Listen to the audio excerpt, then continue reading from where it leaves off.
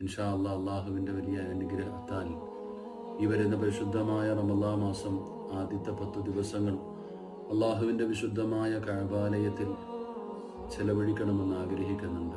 ഇൻഷാ അല്ലാഹ് പരിശുദ്ധമായ ഉംറ നബി സല്ലല്ലാഹു അലൈഹി വസല്ലം തങ്ങൾ പറഞ്ഞിട്ടുണ്ട്, ഹജ്ജിൻ്റെ കൂലിയുള്ള ഉംറയാണ് പരിശുദ്ധമായ റമളാൻ മാസത്തിലെ ഉംറ.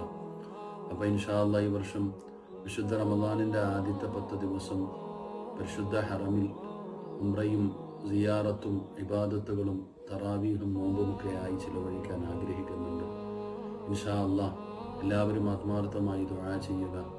വരാൻ താല്പര്യമുള്ളവരൊക്കെ ഇൻഷാ അല്ലാഹ് ഈ നമ്പറുകളിൽ ബന്ധപ്പെടുക. അതിനോടൊപ്പം നിങ്ങളുടെയൊക്കെ ദുആയിൽ എന്നെയും എൻ്റെ കുടുംബത്തെയും ഉൾപ്പെടുത്തണം. ഇൻഷാ അല്ലാഹ് ഈ വർഷം പരിശുദ്ധ ഹജ്ജിന് പോകണമെന്ന് വല്ലാതെ ആഗ്രഹിക്കുന്നുണ്ട്.